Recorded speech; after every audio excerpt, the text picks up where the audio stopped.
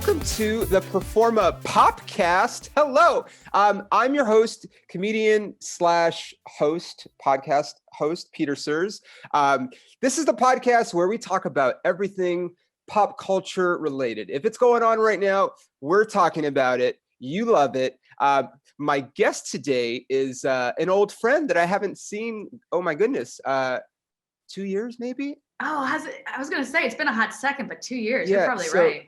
So for those of you guys that are familiar, I used to teach at a fitness studio out in LA, and she would come, and I was thinking about this as I was, leading up to this. I'm like, Yeah. I met some really cool people there.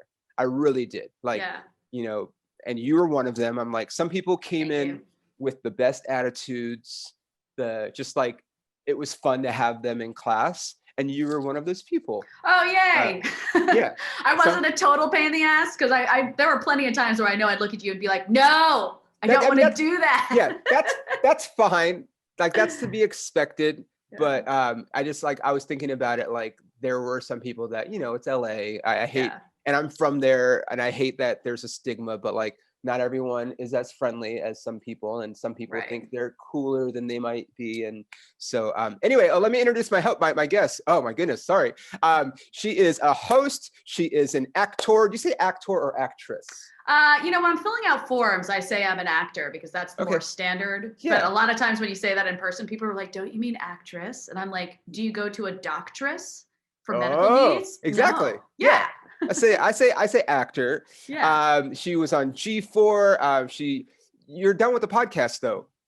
You retired from podcasting. Yes, I did have a podcast called The Half Hour Happy Hour. The Half Hour Happy Hour. Great. And like, weirdly, at the beginning of 2020, me and my fellow co-hosts were like, our lives are like really busy, and the podcast was becoming, I don't want to say a chore, but it had to be scheduled more so than we liked, and the purpose of the podcast. So we were like, we'll do the podcast through the end of March. And then lo and behold, March 2020, we were like, wow, we timed that out. Yeah, that was like perfect. I know. So ladies and gentlemen, put your hands together for Alison Haislip. The lovely Alison Haislip. Hi, thank you for joining me we are on Zoom, obviously, because apparently there's something going on in the world right now. I know. Who would have thought? I guess it's been happening for a little while too. Yeah, it's weird. So we're as much as I love to be in person doing podcasts, this is the safer and the more responsible way right now, obviously. Absolutely. So, but thank you for coming on. Yeah. Let's just talk about, for those people that don't know you, let's give us a background on where you're from, how you made it out, like how you got to where you are right now, just a little. Yeah, well, grew up in Jersey. I'm a full-blood Jersey girl. Both my parents were born and raised Jersey as well. And got into acting at a pretty young age, actually through music. Both my parents, while they weren't musicians professionally, they were both very passionate about music. They actually met in a marching band. No. Yep. Like in college or high school? Yep, college marching band. My mom was first flute and my dad was drum major. So they were basically like the marching band power couple. Oh, wow. Wait, what school did they go to? Rutgers. No, okay. Yeah, Rutgers State University, Jersey. Yep, got it. So I cannot get more Jersey. Mm-hmm. But so I grew up in a household with a lot of music, and that, I was in choirs and singing a lot, and that sort of led to me doing musicals. And when I was doing musicals, I was like, oh, the acting part of this is actually what I really, really like. And so that's what I decided to focus on when I went off to college. And I went to Boston College. As a theater major. Great. And then I have an aunt and uncle who live in Los Angeles, and I totally thought when I graduated college that I was going to move to New York. I was like, I'm from Jersey. I know New York like the back of my hand. I'm going to be a New Yorker. I'm going to do that way. But I was like, since I have an aunt and uncle who live in LA, I should go spend some time in LA just to like see what it's like, because I'll probably have to end up there at some point. So the summer after I graduated college, I moved in with my aunt and uncle out here and was just going to spend the summer out here. And then I never left. I literally never went back. My dad shipped all my stuff out to me and I have lived in LA ever since. That's a great, it's really great to have just somebody you can stay with Yeah. to kind of test the waters instead of putting that pressure on your. That's probably a better way to do it if you have that luxury instead of like, you know, like some people, they save and they move out, but they've never been. And it's like, yeah, and you don't know anyone around. You don't know the neighborhoods. Yeah. And I also, my senior year at BC, I worked at the local Cheesecake Factory in Chestnut Hill, Massachusetts. Yeah. And so the Cheesecake Factory transferred me to a Cheesecake Factory in Los Angeles when I came out here. Yeah. So I'm one of the few people who moved to LA, and when I got off the plane, had a place to live and had a job. Like I was like set up, and I always thank the Cheesecake Factory for that. Which Cheesecake Factory did you work at? In Los Angeles, I worked at two. I worked at the one in Marina Del Rey. I loved that one with the little fire pit. Oh yeah, that was the clutch one. That was my date because I lived in Hermosa Beach for a long time. Oh yeah, yeah. And that was like. Yeah, I mean, that's what I was like in my early 20s when I thought Cheesecake Factory was a nice date. I can't tell you. I mean, not a lot, but more than once someone proposed at the Cheesecake Factory while I was there. And I was always like, don't. Because it was their nice date when you're that young, you know? And I'm like, yeah, of course. I mean, at least it's a pretty Cheesecake Factory. You know, you always get the outside, you can overlook the marina, whatever. But I also worked at the Cheesecake Factory in the Grove when that one opened up. And that's the second best one. Those are the two best. If you're going to work at shout out to Cheesecake Factory, by the way. That's a promo. But if you're going to work at two, like those are the two best ones in LA, I think. Yeah. I mean, the one at the Grove obviously is really busy because it's the traffic, but like you guys probably made good money there. And that's a great job. And I also only ever worked front desk. Like I was the people who were all black and sat you at tables or like ran the whole computer system. Little pager thing. Now I'm trying to think of when the last time was I've been at Cheesecake Factory. Oh, for me, it's been the last day I worked at the Cheesecake Factory. Yes. You don't miss it? You don't miss the food there? Like I don't miss the food because you eat it so much. And you know, that's Cheesecake Factory. The portions are like, that's enough for 3 people. Right. I do miss the cheesecake. The cheesecake is actually fantastic. Okay, this is great. What was your favorite cheesecake flavor at the Cheesecake Factory? White chocolate raspberry truffle, without a doubt. I've never had that one. Oh, so good. Mine was the Snickers one. Oh, that one's good. That one's really good too. So good. Yeah. Now, can you because you know me as a fitness person. Right. And here we are talking about cheesecake. But I'm like I said, I was in my early 20s, but yeah. Can I just tell you, I used to eat, and this is probably, they don't have it anymore, but it used to be called, I'm pretty sure, the Factory Burger. Yeah, that sounds right. It was like, huge. It was humongous. Yeah. And then they gave you like the big old mound of fries. That was like my order. And then I also would probably, if I had to guess, at least 3 strawberry lemonades. Oh, wow. And they're the huge glasses. Yeah, they're like bigger than this. Yeah. And also the bread, like the brown bread. Mm-hmm.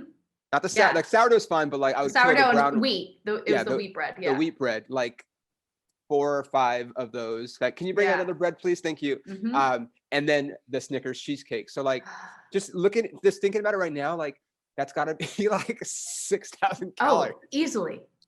I would die if I ate that now. I know. I often think back to the way I ate in my early 20s, and I'm like, how did I make it this far? I know. I mean, I've always been active. Right. But like, I'm like, it's just because you're young and your metabolism is higher. Because thinking about that much food now, I'm like, and I run, 7 to 10 miles sometimes. Wow. Like, I couldn't even do that after that. Like, it's crazy.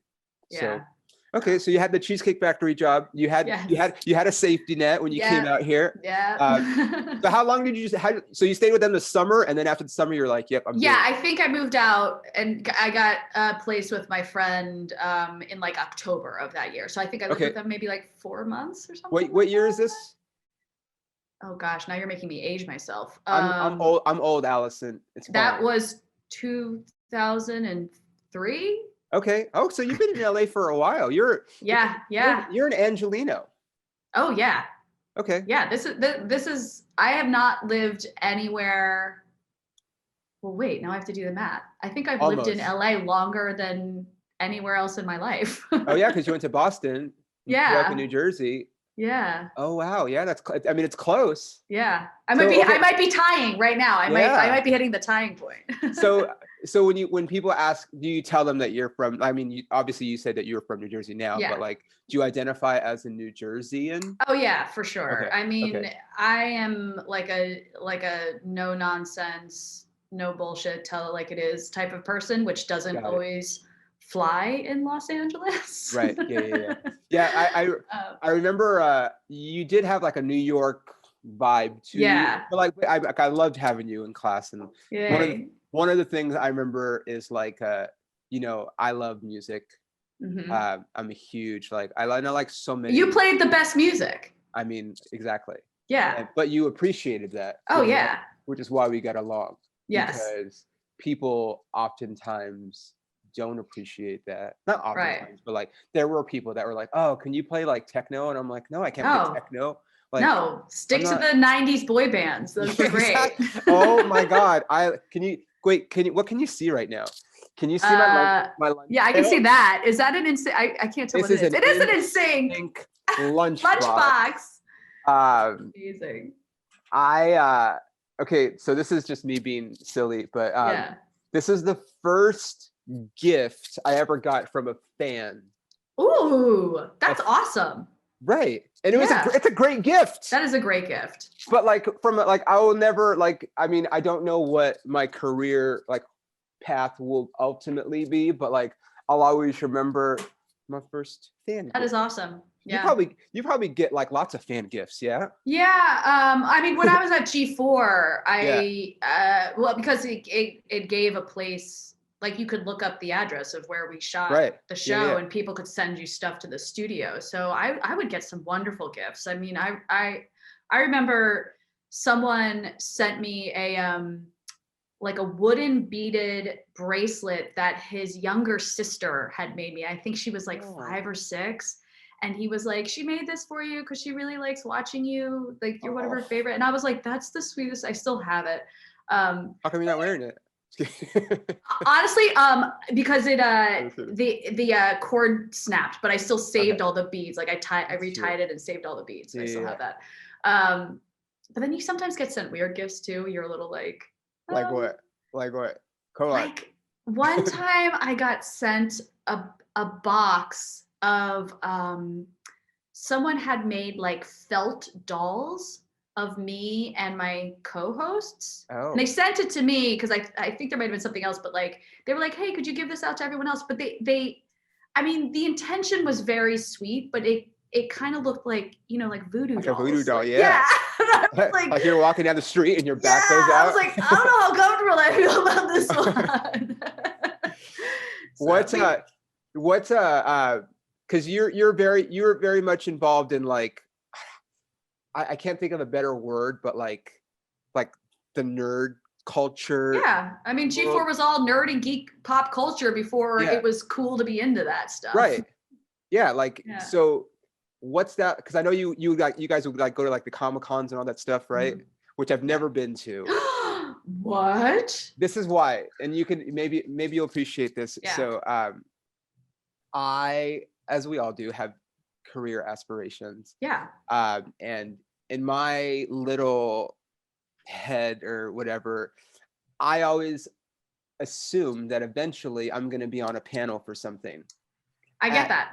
At Comic-Con. And what better time for my first Comic-Con than to be there for a panel that I'm on? Yeah, no, I mean, listen, I had never been to a Comic-Con before G4 brought me. Okay. And then, having my first experience at a major convention like that be via this outlet where we were not only were we covering it, but we were also an attraction. Right. I had a bodyguard with me during the time. They had to, and not because not at risk for my safety. Maybe. Although sometimes you felt that way. It was more because I wouldn't be able to get my job done because I was one of the people who would go on the floor to various booths and interview people and interview stuff. But too many people would try to stop me for photos or autographs or anything like that. So we literally had to have security with us to clear a path. Right. Just so I could get my job done. Right. Which after you start at like, it doesn't get better than that. Like, right. you know, that's why I like, cause I know it's a great time. Like I've heard, you know, like the parties and just the people and just all that. Like I love all that stuff, but like, there's just a part of me that's like, just wait. And so, and I like, this is like 10 years ago, I did have a movie that was at a Comic-Con, not like the Comic-Con. Right. But I was like, no, I'm just gonna wait like to the real one. And you know, here I am. I mean, obviously there was no Comic-Con this year. I know. Wait, was there like, I'm assuming there was like a virtual one maybe or something? They did do something virtually. You know, it's you can't capture that essence. Yeah, it's although not. I will also say that especially San Diego Comic-Con, like you came back from that and you knew you would get sick. Like you do not avoid getting sick when you go to these massive conventions. And so after, you know, a whole global pandemic, I don't know how gung-ho I'm going to be about going back to conventions. Are you a little apprehensive? Yeah. Well, now I'm just like a paranoid human being. Like now understanding how bad a virus can get, I'm like, I don't want to take any chances, you know? I can't wait. I mean, obviously I'm still doing stand-up to an extent like we talked about before, but you know, I miss being in like a packed comedy club, like having the people on top of each other, but on top of you. But this last couple of weeks, I really got into like missing like concerts. Yeah, I miss live theater. Yeah. Oh yeah, exactly. Yeah. Like just like as an artist, I'm sure you can attest, like there's just something I love all of it. Like you like if it's like I love going to the ballet, I love going to the theater, like I love going to concerts, I love going to comedy shows. I love I love going to museums, which is weird, but that goes back to my acting training. Like we would always do these exercises where they would be like, go to the art museum and look at a painting and then tell me a story about the you know the people in the painting. You're like, oh, okay, like so I kind of I don't know anything about art except that like I just like looking, I'm like, oh, that looks cool, like whatever. But like it's just something we can't do, you know, being in LA or New York or any like big city where there's like cool museums, like we can't do that. And but like like I mean, and the thing I obviously miss the most, live sports. Oh yeah. So as much as there's virus concerns, like the second they say it's cool, I'm there. Yep. Like Dodgers opening day, whenever that is in 2021, when they let the fans in, that's when you will see me. Yeah. Right there with everybody in line, vaccine ticket or whatever we have to show them my chip in my foot, whatever it is, dude. I don't care. I don't care. I need a Dodger dog and some froyo in a plastic helmet ASAP. Yes. Did you know have you ever had a Dodger dog?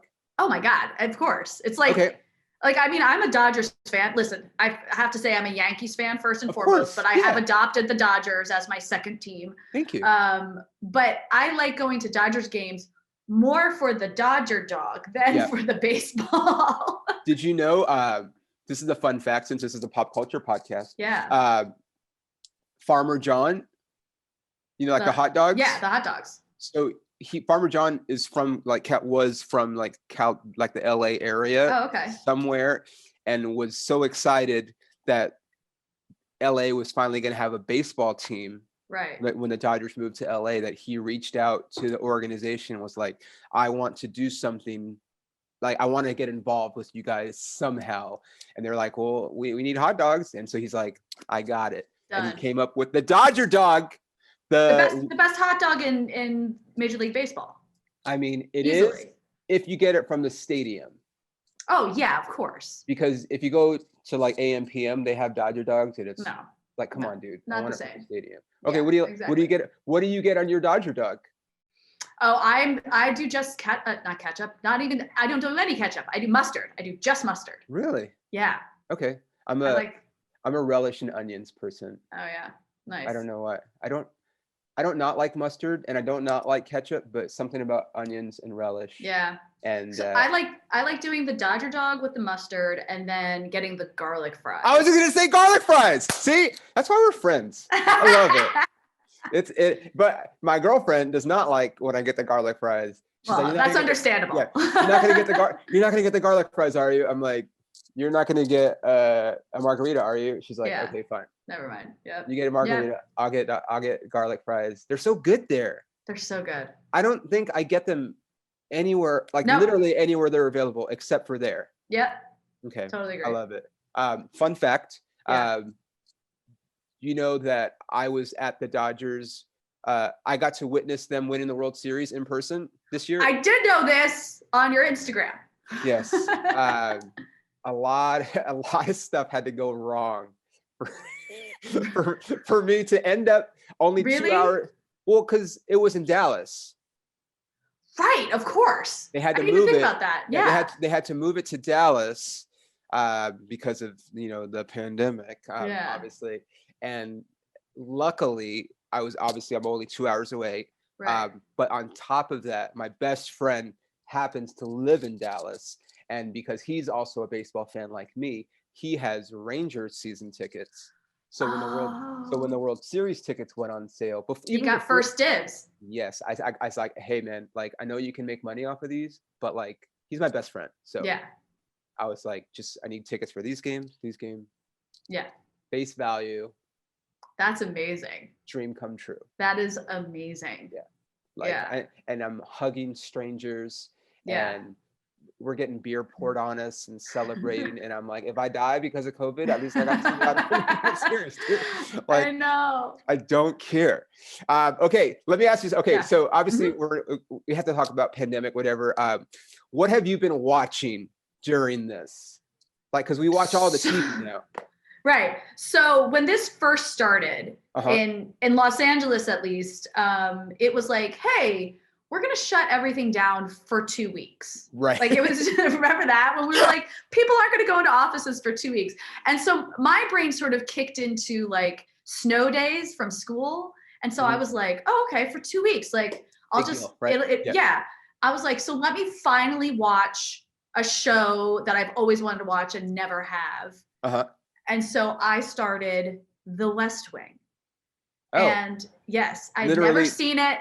Me neither. I knew it's one of the greatest shows of all time. I can now attest to that. In 28 days, I watched all 155 episodes of The West Wing. I think I got that number right. This is an hour-long drama? Yes, but it was network, so technically every episode's like 45 minutes. Right. Yeah. Watched all of it, and then all of a sudden a month has gone by and nothing's reopened, and I'm like, oh, this might be like a thing for a little bit. Maybe I should figure out what to do with my life instead of watching 17 episodes of television every day. But that is how my pandemic started, was watching all 7 seasons of The West Wing. That's Rob Lowe, right? He's in The West Wing. Yeah. And somebody else really famous is in The West Wing. Lots of people, I'm sure. Yeah. Well, Martin Sheen and Allison Janney. And Allison Janney, that's right. Yeah. She used to work out. She used to work out at the gym that I work. Oh, really? Mm-hmm. Oh my gosh, she's amazing. She was very I can tell you this, she's very friendly. That doesn't surprise me, and that's wonderful to hear. And obviously in a town like LA, where we obviously come across celebrities all the time, that's not always the case. Right. But I literally remember seeing her at the gym the day after she won the Oscar, like last year, 2 years ago. I guess that was 2 years ago. Yeah, for I, Tonya. Yeah. Is that what she won it for? Yeah. Yeah. And she's great in that. Oh my God, amazing. She's a bitch in that movie.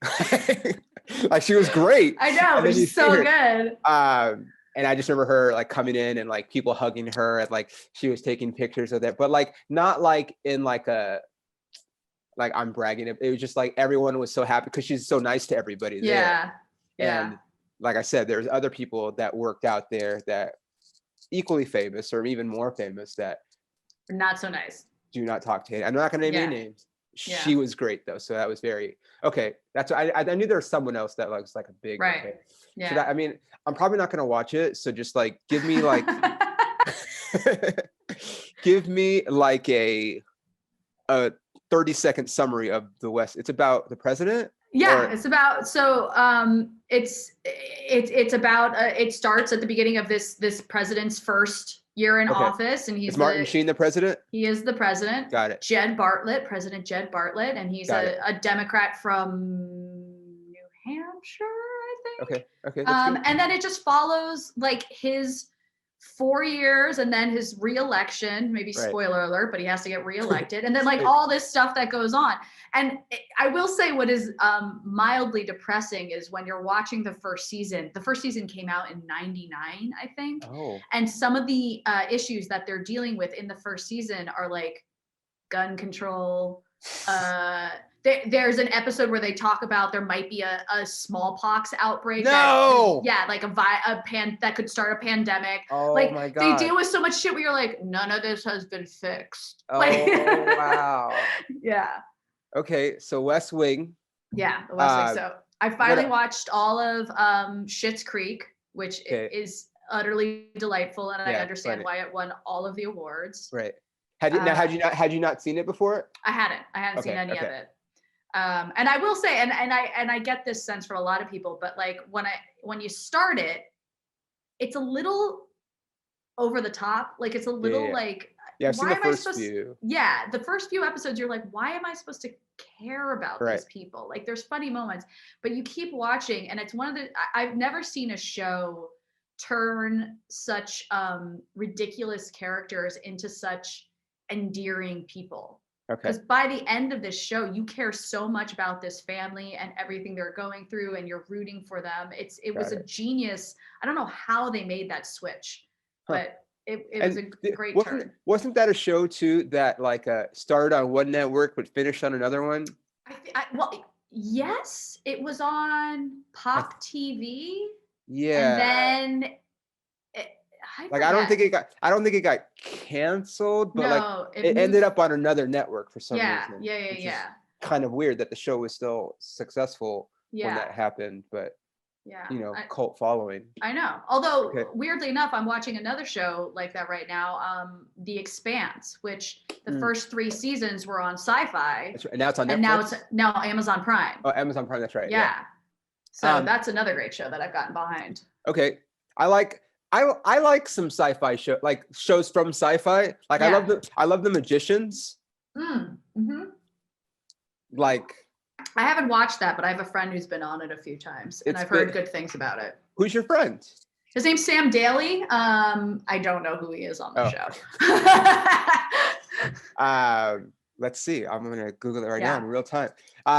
It's basically like Harry Potter. It's like sexy Harry Potter, right? Harry Potter for adults. That's what I was gonna say. Sam what? Daly, Daly. He's Tim Daly's son. Oh, what does this guy play? I wonder if he's like a monster or like a fairy or something on the show. Oh, well, I don't have time to look at it. Okay, so we got those. Anything else that you watched? I mean, I've been watching so much. Like, what else have I been watching? You watch any documentaries? Oh, I've watched so many documentaries. Okay, My Octopus Teacher. Wait, what? You haven't seen this? It's on Netflix. I honestly don't want to say too much about it because not too much was told about me, but it's about a guy who's like he's not a deep sea diver, but skin diving? Is that what you do? I don't know. No idea. But he just starts diving every day and he befriends an octopus, like in real life. IRL, in real life. Yes, and he happens to film the whole thing. And it's incredible. Okay, My Octopus Teacher. I have to make a note of this. Dude. This is great. And I will say it is weirdly one of the clearest ways to teach consent is how I will phrase this. I know. But you have got to watch it. Now I have to watch this. Yeah. See, I fell down the cult documentary rabbit hole during this, watching all the documentaries about. I watched cults. The one about the Wild Country. Wild Country. Yeah. Insane. Yeah. First of all, insane. But second of all, insane that I never heard about it. Oh, you hadn't?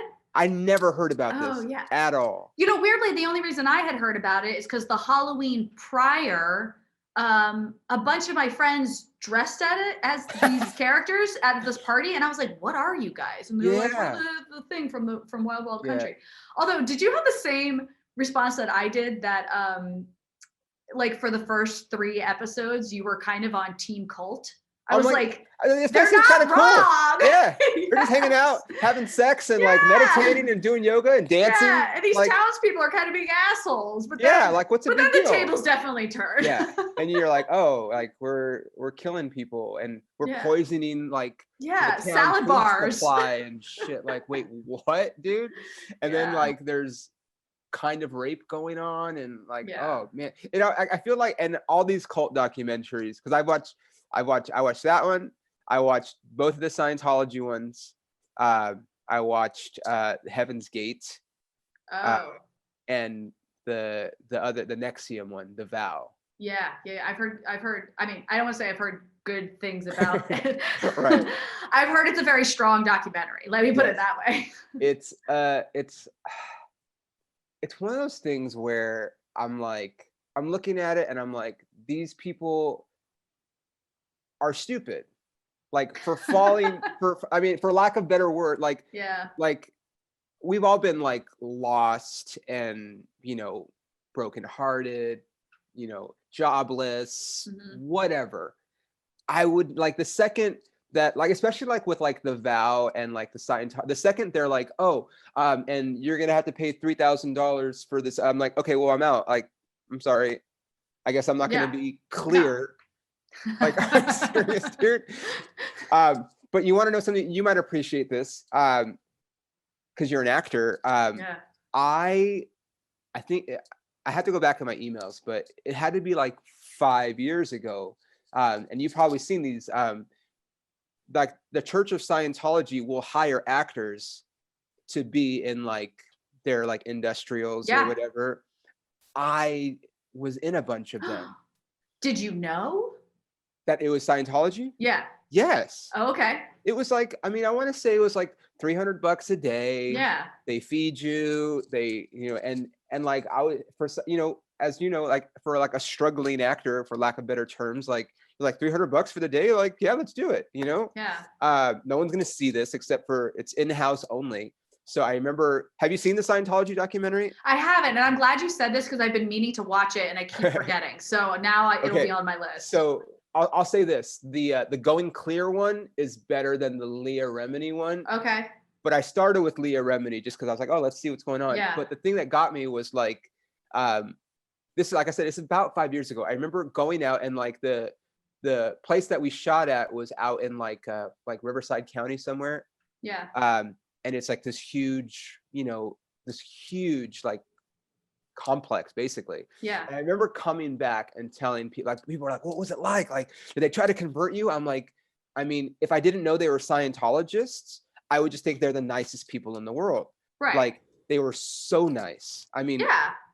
But like, because being a Scientologist doesn't make you a bad person. It doesn't until you will wait till you watch this documentary. Oh, well, yeah. I guess I don't know where it goes, but okay, so I'm watching. I'm there, and like I said, because I knew I was at the Scientology place, I was like kind of waiting for like that they're gonna like try to get me to fill out a form or like whatever, right? But I also remember observing there were certain places that we were specifically told do not go past this point. Not like in it, like, and you're like, okay, it's kind of weird. And then I remember driving into the complex.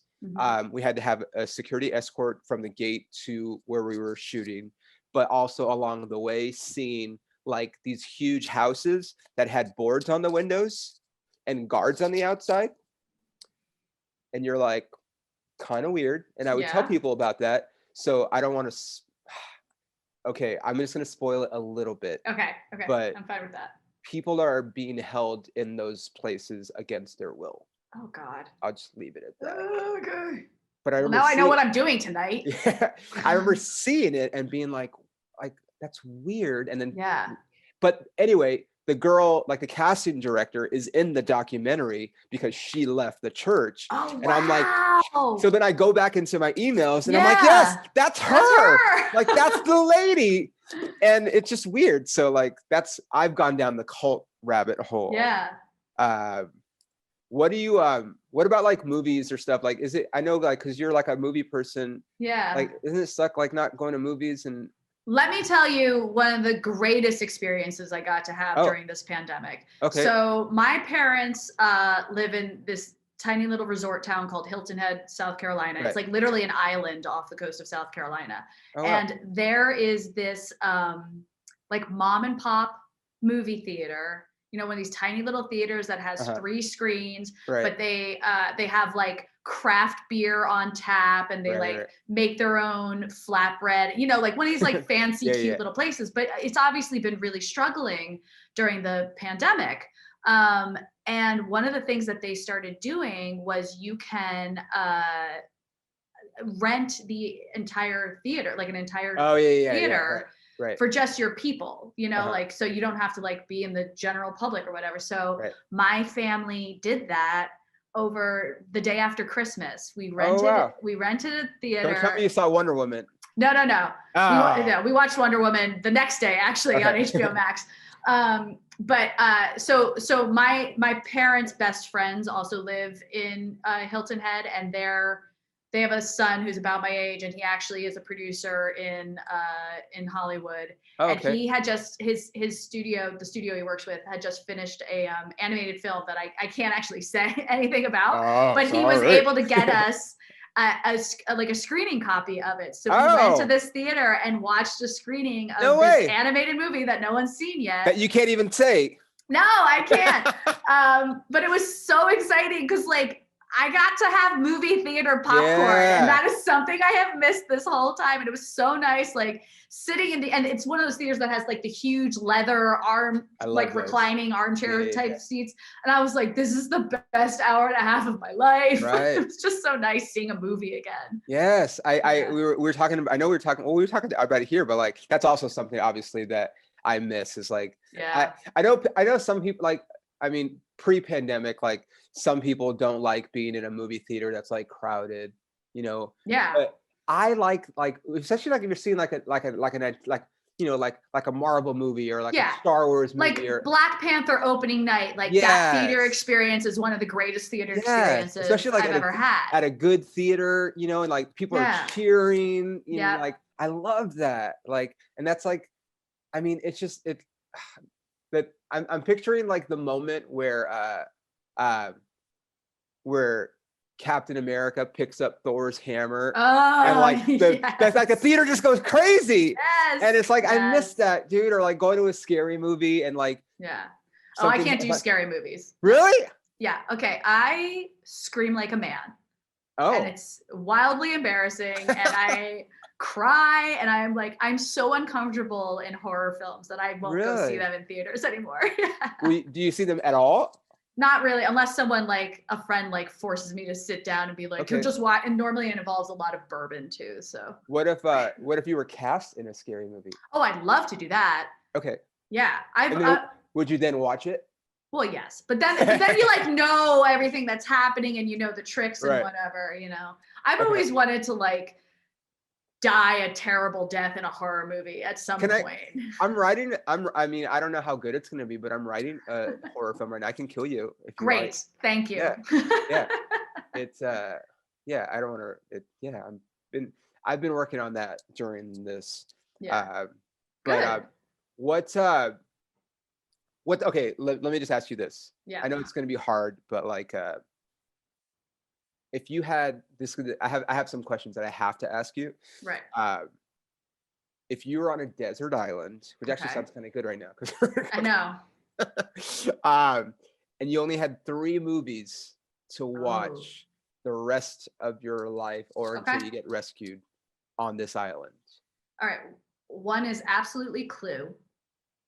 Oh, interesting. Have you ever seen Clue? Yes, but it's been years. I mean, that came out in what, like 85 or something? Yeah, but like Tim Curry and Madeline Kahn, just like so good. Clue, I guarantee you, no matter how many people I interviewed, no one's gonna say that movie. Yeah, I know. But not that the bad. It's just that's just a very yeah.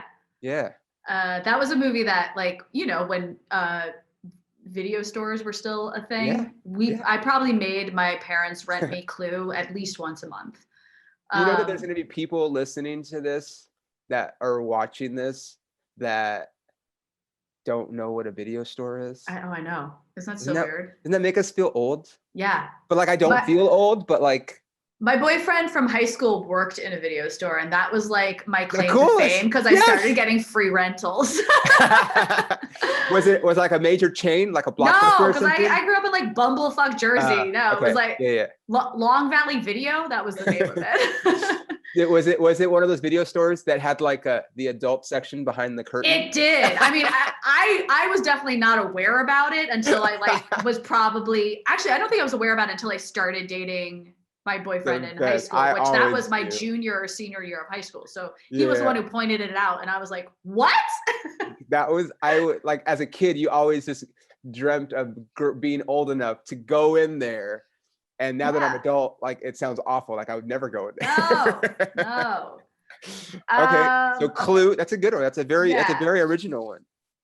Okay, what else?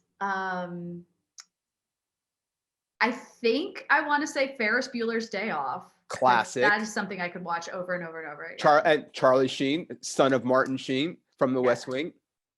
Wait, Charlie Sheen? Are you serious? He's the guy that gets arrested when oh my God, you're right. At the end, that's totally right. Yeah, he's with Jennifer Grey. Yes. So he's like drugs. She's like, thank you, no, I'm straight. I'm straight. He's like, no, I meant, are you in here for drugs or do you have something like that? Yes. And then they're just making out by the end. Oh, so good, so good. Jennifer Grey. I mean, she's kind of an icon, right? Like she's some classic 80s. Dirty movies. Dancing. Yeah, I mean, of course. Total babe. And obviously everyone wanted to be Matthew Broderick back then. So I just, over this pandemic, I finally for the first time watched War Games, speaking of Matthew Broderick. Is that Sarah Jessica Parker? No, it's Ali Sheedy. Ali Sheedy. Okay, yeah. So I never seen that. And I was like, he's a baby in that movie. A baby. Didn't they remake that like not too long ago? I don't think they actually did. Maybe it's on the list of like everything getting remade. I mean, it is what it is, but I feel like they might have. I used to. I mean, I was not old enough to really be watching that movie and watching that movie. Right. Ferris Bueller, like all the time. Like, but I watched like when it was on television, so it was edited for TV, so you were kind of getting the clean version, and it wasn't until we finally rented it that I was like, "What's happening?" Yeah, I had the VHS. Yeah. The best. I'm trying to think of what my third would be. I feel like I have to say something like classic and epic. No, you say you, Allison. You are the pot. When we kind of so I can even show you like when we're brainstorming a list of people that they wanted to have on the show and then I wanted to have on the show. You were on. I was like, if we're gonna talk pop culture, Allison's got to be on there because she's an expert, basically. Thanks. Yeah. Man. I mean, now that I said Ali Sheedy, I feel like Breakfast Club might be on my list. But is it terrible to pick 3 movies that are basically, well, no, one's from the 80s and 2 are from the 90s, but whatever. Wait, Ferris Bueller's definitely 80s. And so is Breakfast Club. Oh, really? They're not early 90s? No. Okay, great. Then I'm just picking 3 80s movies. There we go. That's great. Why not?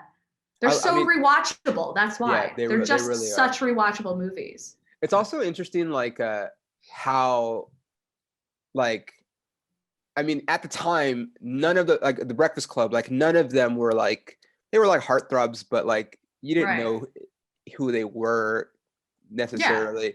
And then they all grew up to be like these, to have these great careers, and then the song and the fist pump at the end, and it's like, so iconic, iconic. It's great.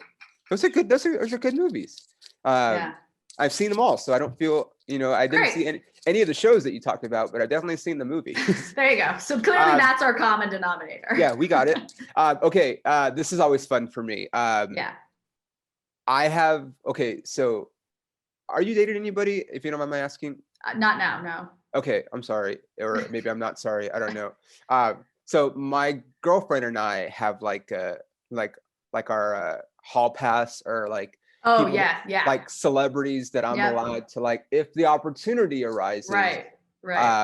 So since you're not in a relationship, it would just be your celebrity crush. I know. Obviously. Gosh, but that's such an odd question because it's the industry that I know that you work in. Okay, so here's okay. So I have 5 people on my list. Wow, that's a big list. I know, and it keeps changing, but like within like since my girlfriend and I have been dating, I've met 4 of the people on my list. Oh my god! And I remember just being like, okay, so like first of all, my number 1 is Cassidy Pope. I love her. She was on The Voice. She won The Voice. Yeah. And now she's like a country singer. You know, I was on season 1 of The Voice. Wait, no, I did not know that. I was the social media correspondent on season 1 of The Voice. I was basically like a glorified backstage host. Okay, like Carson Daly would toss to me and I'd be backstage with the I did not know that. Oh, that's awesome. Yeah. Who won? I've literally like I watched Javier. What's Javier's last name? Oh my gosh. No. I want to say Bardem. That's not it. Yeah, definitely not. Javier Bardem, season 1. Congratulations. Oh Go on. my gosh, I'm such a jerk. I can't remember his last name. He's such a nice guy too, and he was so good. He was the guy that like from his audition when he sang, I was like, that guy needs to win. Okay. I didn't really watch The Voice. I still don't. Yeah. But my girlfriend like kind of watches it, so like sometimes I get kind of like. So number 1 on your list is a Voice contestant. Correct. But so I have you might know this, but like you know how like in LA or probably New York, probably anywhere really, how they pay people to be in the audience. Yes. For like different shows. Yeah. So you know if you're I'll say it again, if you're like a struggling actor, you take jobs where you get money. So they would pay us to be in the audience at Lip Sync Battle. Oh my God, I love Lip Sync Battle. So do I, and I almost have seen all the shows because I was. Oh my God, tell me you were at the Tom Holland umbrella one. Oh my God, that is like a performance that I watch on replay. I don't. Who was he up against? I don't think I would remember. Zendaya. Wait a minute. No, I would remember that because that would have been a plug for Spider-Man, and yeah, exactly. Yeah. Oh, you have to watch his performance. It's insane. I'll tell you this. You know, you probably done background work at some point, right? I did. When I first moved to LA, of course, everybody does. Signed up for Central Casting and got one extra job, and then I went, "This is not for me." It's the worst. It's the worst, right? I did one day. Okay. I don't even remember the show I did it on. It was a medical drama or something. Okay, like so that. so people that are not familiar with the industry, how would you describe? I mean, okay, so like when I'm explaining being a background actor to someone that doesn't know, I'm like, okay, picture you watching, I don't know, The Flash, right? And they're in the cafe, and obviously Iris and Barry are talking to one another. That's my favorite show. And they're talking, and then there's also people in the cafe. They're not in the scene, but you can kind of see them. Those are the background actors. Yeah. Every TV show, every film, music video, whatever, even reality shows have extras, you know. Yeah. And so there are people that are probably actors that want to make it, but they also need money because it is what it is. And so you get paid to be in the background, and it's awful. Like you said, like you did it once and you're like, I'm never doing this again. Nope, they treat you like crap a lot of times. Yeah. And then you just sit around wishing that you were the person like that was getting the makeup and everything, you know, right? Yeah. But I'll say this, when I was in the audience at Lip Sync Battle, that was a lot of fun. Well, that's a little different because you're just getting paid to be entertained. Exactly. Yeah. And it's very easy. It's like, I feel like you'd get like, it would depend, but like, I don't know, like $70, $75, sometimes more for like a couple hours. Yeah. And get to see. So anyway, that's how I met Cassidy Pope, but that's how I learned who she was. Oh, I got it. And she was very nice, and she was saying hello to everybody. She's beautiful. Yeah. And then I remember coming home and telling my girlfriend, like, she's like, "Oh, who was on the show today?" I was like, Dustin Lynch, who's a country singer, and Cassidy Pope. They were on tour together, so that was probably why they were on. And I was like, "She's so pretty." And then lo and behold, a couple months later, she was in concert like near LA, and I'm like, can we go see her? Yeah. And we went, and she has an amazing voice. And then just putting that. So anyway, Fast forward a few years later, we saw her at the Wiltern. Oh, I love the Wiltern. That's such a great venue. Same. I think that's my favorite venue in Los Angeles, live Really? music venue. Yeah. I like, if I had to choose, I would pick like the Troubadour or the Roxy. Yeah. Just for like the classic Hollywood. Right. Like, you know what I mean? They just have a good vibe. Yeah. Yeah. And it's just like, I'm being from LA, like those are places I grew up like always wanted to go to. Right. But anyway, so we go to see her at the Wiltern, and as you know, it's first come, first serve a lot of times when you go see a show there. And we got there a little bit later than I wanted, so we were kind of in the back, and I was kind of mad that I couldn't get super close to Cassidy. Your girlfriend did it on purpose. No, it was my fault. Oh. Because I'm like, yeah, what happened was, God, such a long story. I'm trying to summarize this. It doesn't matter. We got stuck in the back, and I was pissed because we didn't get to be as close. So then I went to go see if there was anywhere to sit in the balcony because Maren Morris was also performing. I love Maren Morris. She was like the headliner. Yeah. And so I go to the back I'm going to go up to the mezzanine to see if there's anywhere we could sit. I don't want to stand anymore. Yeah. And Cassidy Pope is doing meet and greet, and nobody's there. Like, she didn't announce it. She was just there. And I'm like, wow. Wait, what the fuck? And so I'm like, she's like, hi, what's your name? And I'm like, and I'm just like, I fan out, but like, I held it together. I was like, good. Like, I think you have an amazing voice. Like, I seriously love your voice. No pun intended, but, and I was like, I'm such a big fan. Like, you were my first country concert I ever went to, and whatever. And she's like, oh, that's so sweet. And so we take a picture, and then I send it to my girlfriend, who's still at the concert. And I was like, yo, I'm about to go fuck this chick right now. You said I could do it. And she's like, wait, really? I'm like, yeah, dude, we're going to her hotel right now. Oh my gosh. How did your girlfriend react? I'd be like, I'm pretty sure this is a joke, but if it's not a joke, I already said it was okay. Right? What do I do? Exactly. and that's what, like you were saying, like, being in the industry, it's weird to say it because in the industry, like, especially if you live in LA, we run across these people all the time. Yeah. I mean, I've met 4 of the girls on my thing. And it's like every time I'm like, man, like this could be like, but I didn't hit on her. I just told her she was amazing. And now we've done we've done a couple meet and greets. So we're like, she said she was going to come to one of my shows. So, we're pretty much best buds now. That's great. There you go. She's in a relationship. So that being said. You are too, sir. What? You are too. No, I know. That's true. Yeah. I mean, if it's a hall pass for me, it could be a hall pass for her too. There you go. I mean, not to be, actually, I shouldn't say this.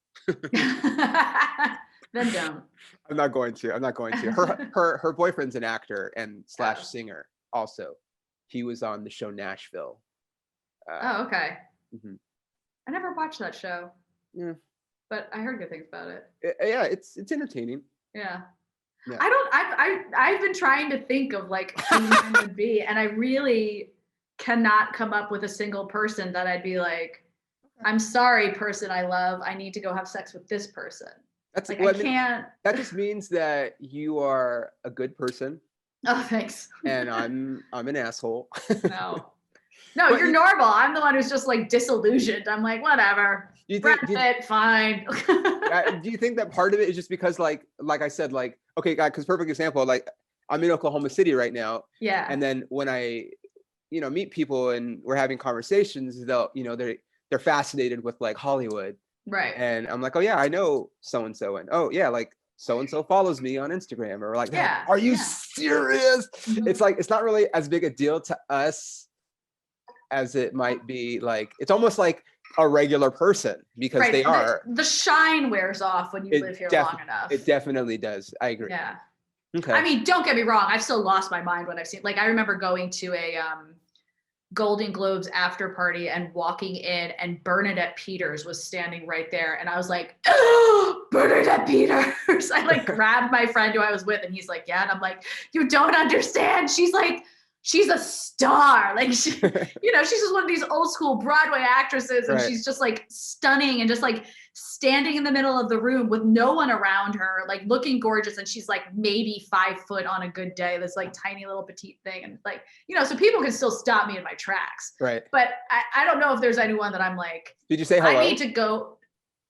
I can't remember, honestly. Okay. I felt myself being like so nervous about it.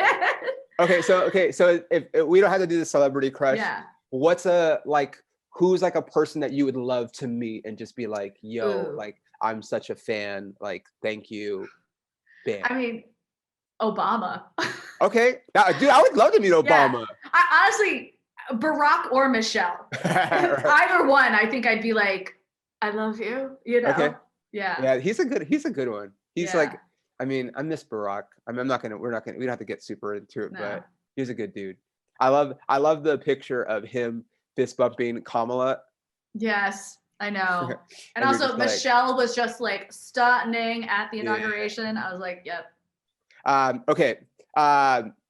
If you were like, when you work out, or maybe you want like, what's like a song that you're like, yo, Ooh. I'm gonna do this song right now because I need to be Right. pumped up, or So I will say like a new trend that I got into because of the pandemic is I go on about like 45-minute walks every day. And that's become when I listen to podcasts, actually. Right. So not Yeah. songs, but that's become like a weird routine for me. Like Yeah. I'm getting my steps in and listening to something. Same. But hold on. What is this song called?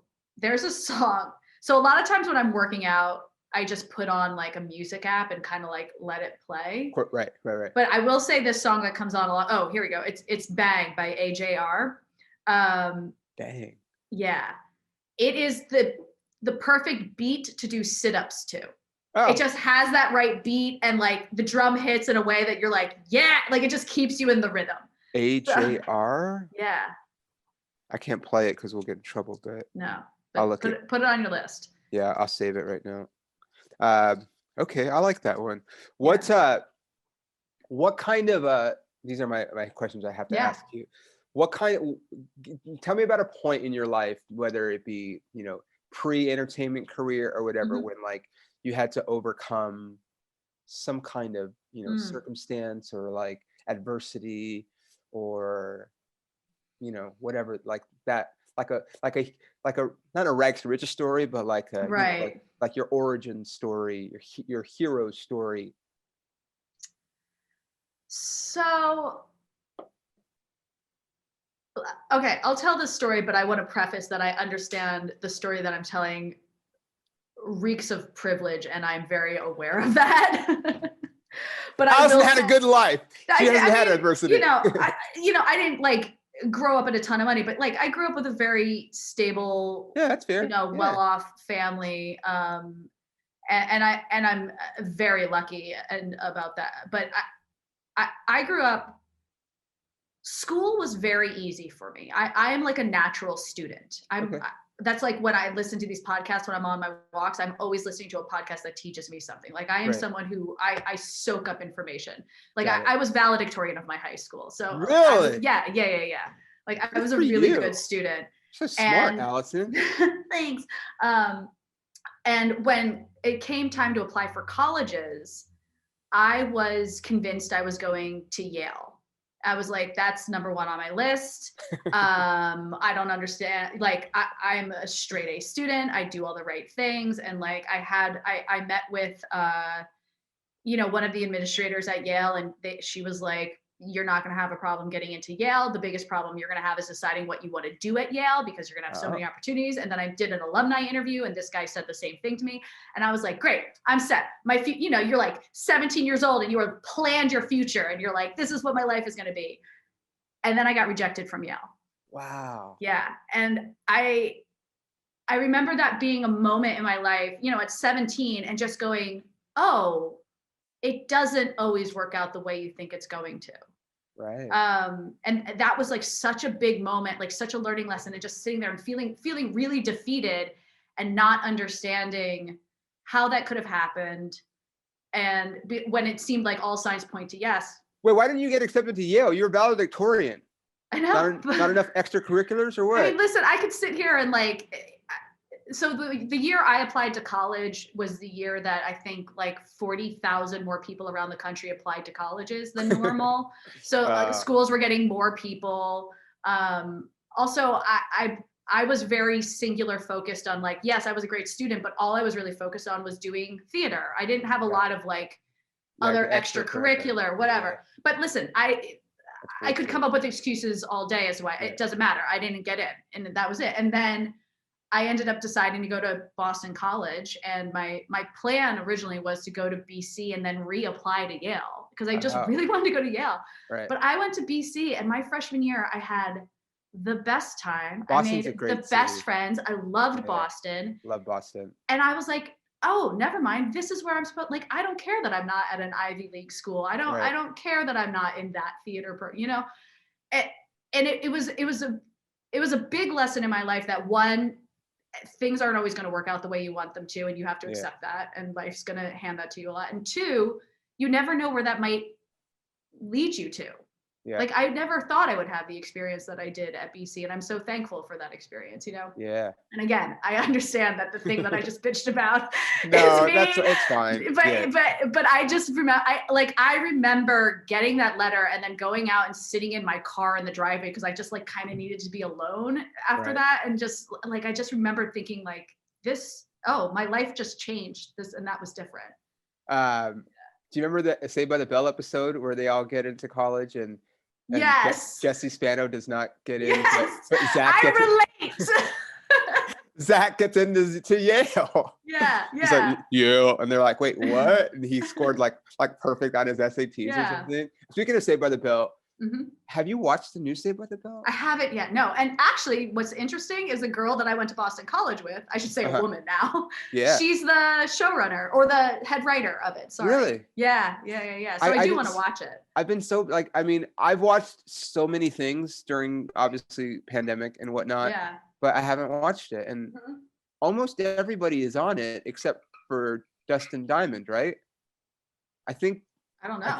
I think even Mark Paul has a small like a cameo or something. Yeah. Dustin Diamond, did you see that he recently got diagnosed with stage 4 cancer?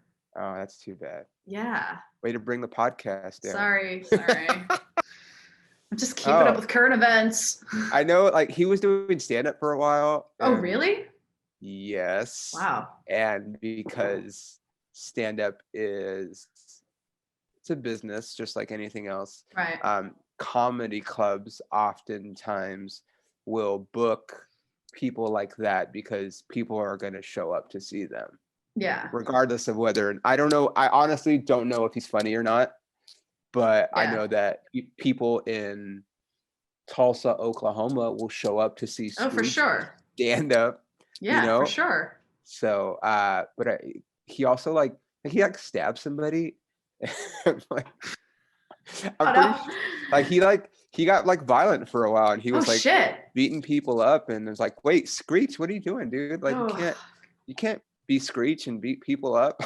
I mean, or is that what causes, when you spend your whole life playing the kid who gets picked on? Jaleel White isn't going around stabbing people. Jaleel White. He's got a beautiful. I used to work with his girlfriend, so I'm like, he's just living a normal life and doing his thing.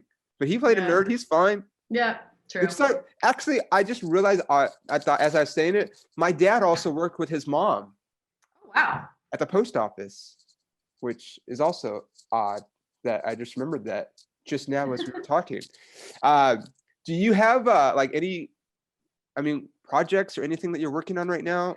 So like you, I have some scripts in the work because it's the best thing. Yeah. Well, so I always say that I don't have that chip in my brain. I am not someone who's very good at writing, sitting down and going interior.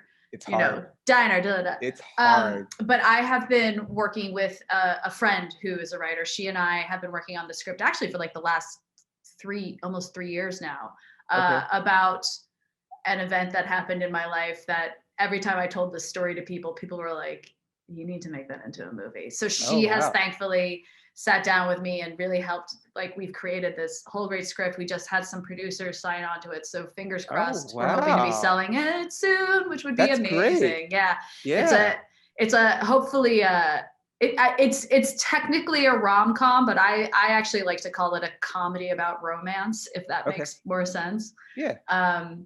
So that's a big thing that I have been That's cool. working on. Yeah. And I just had a series come out right at the end of last year, a series that I created with two of my This is Heart Baby Eggplant. Heart Baby Eggplant. Yes. So myself and two of my girlfriends created this show about our respective relationship lives and where we all were at the time. And we did a crowdfunding campaign for it and raised money and shot. Oh, you guys crowdsourced? Yeah. Oh, wow. We shot 7 episodes. Oh my gosh, I can't. Yeah, 7 episodes. I'm pretty sure there's 7. Yeah, and so you can watch it. It's on YouTube and it's on Amazon Prime. And great. You can.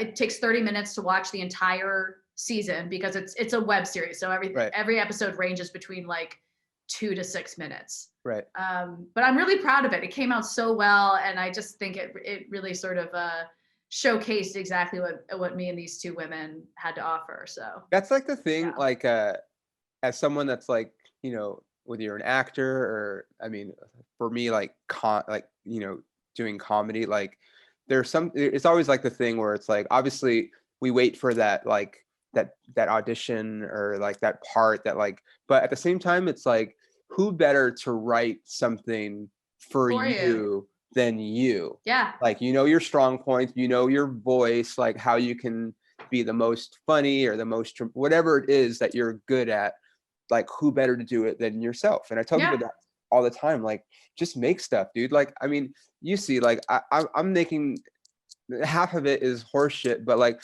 I'm at least trying to put stuff out there, you know, and you just never know like what's gonna go viral or right? So that's awesome. I'm glad. Yeah, thanks. Well, cool. Well, I mean, like, dude, I really appreciate you coming on. Yeah. Thank you for sharing all of your, you know, everything that you've been doing. We're very excited that you wanted to come on. So tell everybody where they can find you. We'll put it in the show notes too, but on your socials and stuff. Yeah, I'm just at Alison Haislip on both Instagram and Twitter, and it's ALISONHAISLIP. Yep. Okay, we'll put it in the show notes. Dude, thank you so much for coming on. Thank you. I'm gonna hang up, but then I'm gonna hit Yes, gotcha.